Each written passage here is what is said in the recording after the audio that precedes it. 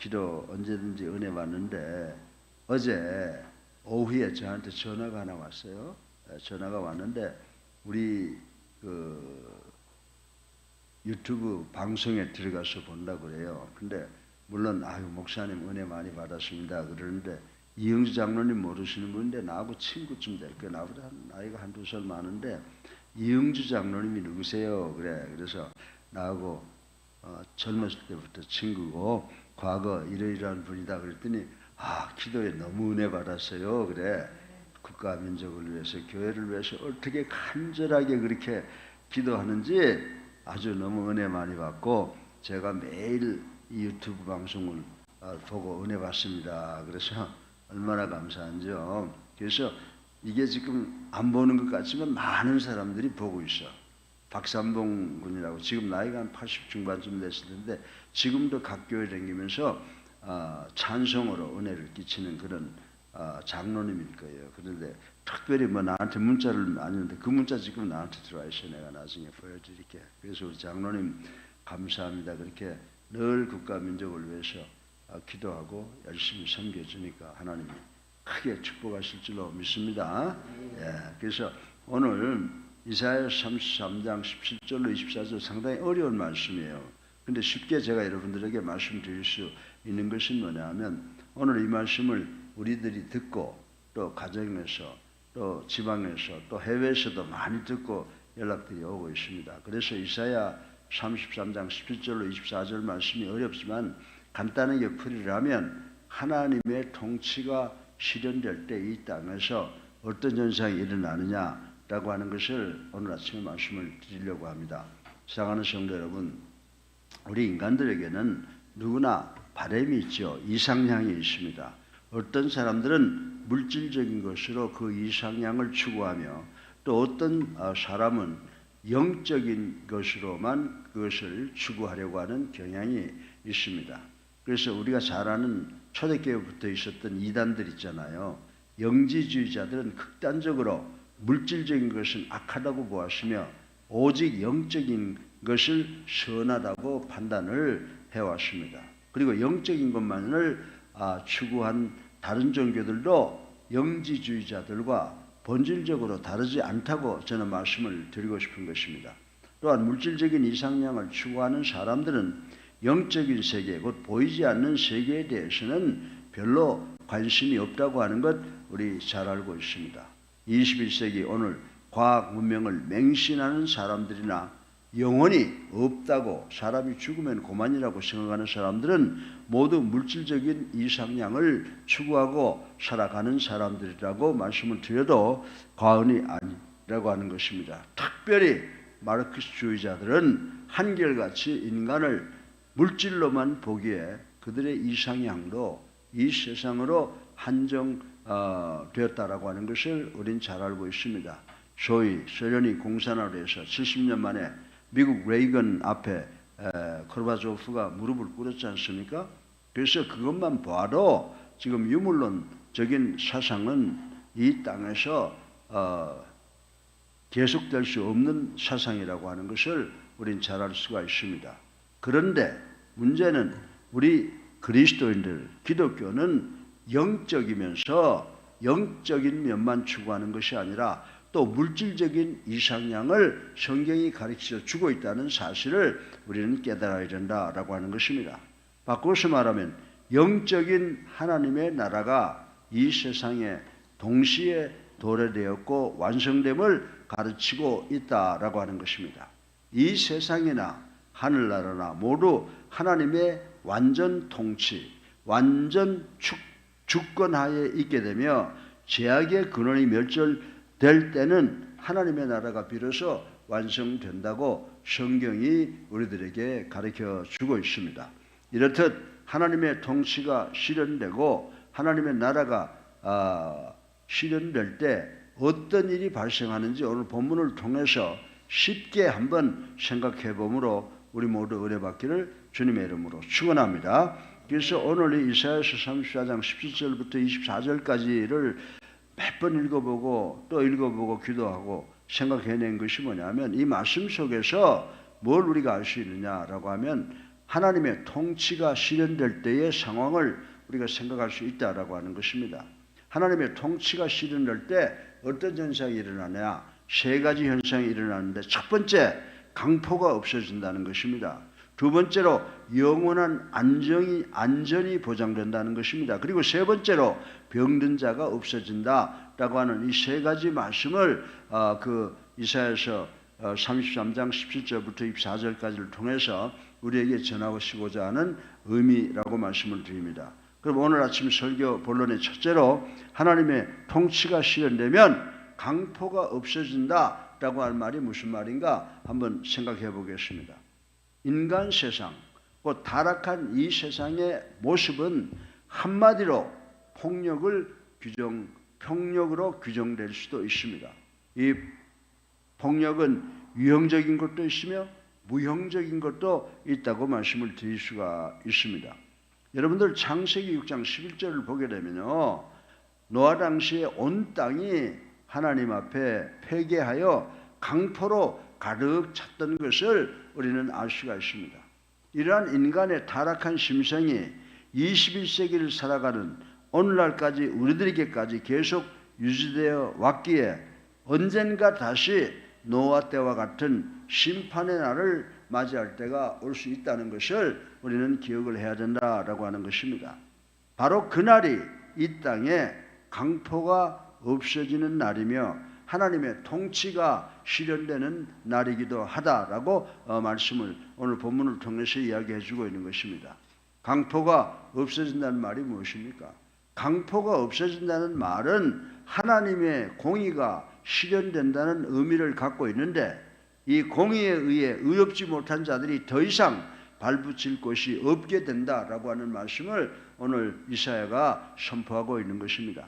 성도들은 악한 자들의 강포에 시달렸기에 하나님의 통치에서 보호를 받게 된다라고 하는 것입니다. 악한 자들은 온갖 헛된 말로 성도에게 강포를 행했으며 어떤 때는 물리적인 폭력으로, 정치적인 폭력으로, 사회적인 폭력으로 핍박하기도 했으나 하나님의 통치가 실현될 때는 더 이상 이런 강포가 없어진다고 말씀을 하고 있습니다. 따라서 우리는 오늘 아침 하나님께 이제 하나님께서 통치하는 시대가 어서속히 오게 되고 모든 강포가 사라지게 해달라고 간절히 기도하는 우리 예수사랑 교회가 되어야 될 줄로 믿으시기를 주님의 이름으로 축원합니다. 두 번째로 하나님의 통치가 실현되면 어떻게 될까요? 영원한 안전이 보장된다 그랬습니다. 그래서 이사야 선지자는 이사야서 11장 6절로 8절에 하나님의 나라를 미리 내다보고 무슨 말씀을 했습니까? 바로 이런 말씀을 했습니다. 이리가 어린 양과 함께 거하며 표범이 어린 염소와 함께 누우며 젖먹는 아이가 독사의 구멍에서 장난하며 젖된 어린아이가 독사의 굴에 손을 넣을 것이라 하고 예언한 말씀이 이사야서 11장 6절부터 8절에 기록 예언되어 있다라고 하는 것입니다. 사랑하는 예수님께 성도 여러분, 하나님의 택한 백성인 이스라엘이 열국의 침략을 받아 불안전하게 유지되었던 것 같이 신약의 교회들과 현재 우리 교회들도 온갖 대적들에 의해서 불안한 상태에 빠져 있다고 하는 것을 부인할 수 있는 사람들은 별로 많지 않습니다. 사랑하는 성도 여러분, 그러나 하나님의 통치가 실현되면 그러한 불안이 제거되어 안전이 이루어질 것이라고 오늘 본문은 우리에게 이야기를 하고 있는 것입니다. 실족해 하는 모든 일이 제거되며 또한 고통의 원인이 제거되어 성도는 영원한 안식을 누리게 된다라고 하는 말씀을 이사야가 예언을 하고 있습니다. 이 안식은 실제로의 가능성이 있던 에덴 동산보다 더 안전한 것이라고 이사야는 말씀을 하고 있습니다. 만약 이런 안식과 안전이 성도에게 보장되어 있지 않으면 사도 바울과 같은 믿음의 우리 선진들은 세상에서 또 그리고 우리들 모두도 세상에서 가장 불쌍한 사람들이 될 것이라고 말씀을 드릴 수가 있습니다. 그러나 믿음의 선진들은 그 안식과 안전이 보장된 세계를 믿음으로 바라보았기에 온갖 환난과 고난을 견디며 복음을 전할 수가 있었습니다. 우리도 21세기를 살아가지만 우리 믿음의 선진들처럼 믿음으로 이 하나님의 나라가 통치되면 강포가 없어질 것이다 라고 하는 것을 믿고 온갖 환난과 고난을 견디며 복음을 전하는 우리 모두가 되시기를 주님의 이름으로 축원합니다. 세 번째로 마지막으로 하나님의 통치가 실현되면 병든 자가 없어진다고 말씀한 것을 우리는 마지막을 통해서 읽어볼 수가 있습니다. 여러분들 마태복음 11장 35절에 보면요, 세례 요한이 제자들을 예수님께 보내서 질문하지 않습니까? 뭐라고 질문하십니까? 오실 그이가 바로 당신이 오니까 라고 물었을 때 예수님께서 그렇다 아니다 말씀하지 않으셨어요. 마태복음 11장 3절로 5절 보면 뭐라고 답변하셨습니까? 소경이 보며 안진뱅이가 걸으며 문둥이가 깨끗함을 받으며 귀머거리가 들으며 죽은 자가 살아나며 가난한 자에게 복음이 전파된다고 전하라고 말씀하신 것을 우리는 기억할 수가 있습니다.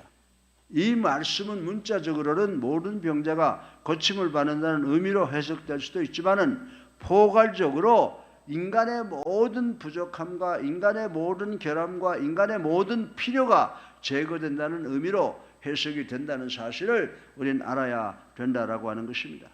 사랑하는 예수님께 성도 여러분, 구약시대의 제사법을 통해 보면 이 의미를 보다 더 깊게 이해할 수가 있습니다. 민수기 19장 전체 1장 1절에서 22절에 보면요, 이렇게 말하고 있습니다. 부정한 자는 그 부정을 물로 깨끗게 하지 않으면 제사에 참여할 수 없으며 만약 부정한 상태로 제사 드린 자는 이스라엘 회중에서 끊어질 것이다 라고 하는 말씀을 예언했습니다. 사랑하는 예수님께 성도 여러분, 이와 같이 하나님의 나라는 영적으로 결함이 있는 자는 결단코 들어갈 수 없다는 말씀인 줄로 믿으시기를 주님의 이름으로 축원합니다.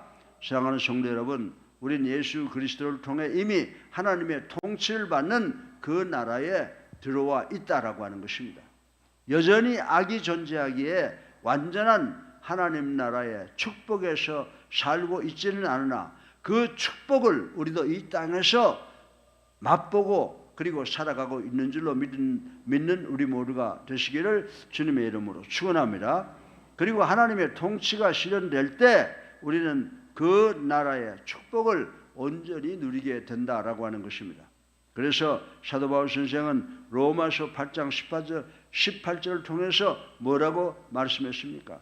현재의 고난은 장차 우리에게 나타날 영광과 좋게 비교할 수 없노라 라고 선포하셨던 것을 우리는 이 시간 다시 한번 깊이 명심해야 될 줄로 믿습니다.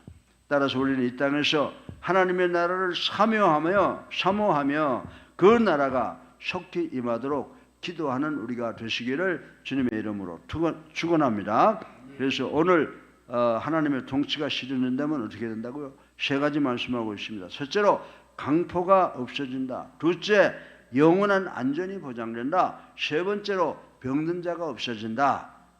이 말씀 꼭 기억하시고 하나님의 통치가 이 땅에 어서석히 이루어지게 해달라고 간절히 기도하는 우리 성도들 되시기를 주님의 이름으로 축원합니다. 철학에 있어서 우리의 삶을 주관하시는 만복의 근원이 되신 아버지, 찬양과 영광과 존귀를 올립니다. 아버지, 저희들 하나님의 자녀답게 살겠다고 늘 결단하면서 영육이 연약해서 많은 죄를 생각과 말과 행동으로 지었습니다. 아버지, 이 시간 회개하오니 저희들의 죄를 용납해 주셔서 하나님과 우리 사이를 가로막고 있는 모든 죄악의 담을 허물어버리는 역사가 일어나게 하시고 저희들 하나님을 어린아이가 엄마의 얼굴을 바라보며 아름답게 성장하듯이 하나님을 바라보며 살아가서 승리하는 저희들 될 수 있도록 축복하여 주시옵소서. 예수 그리스도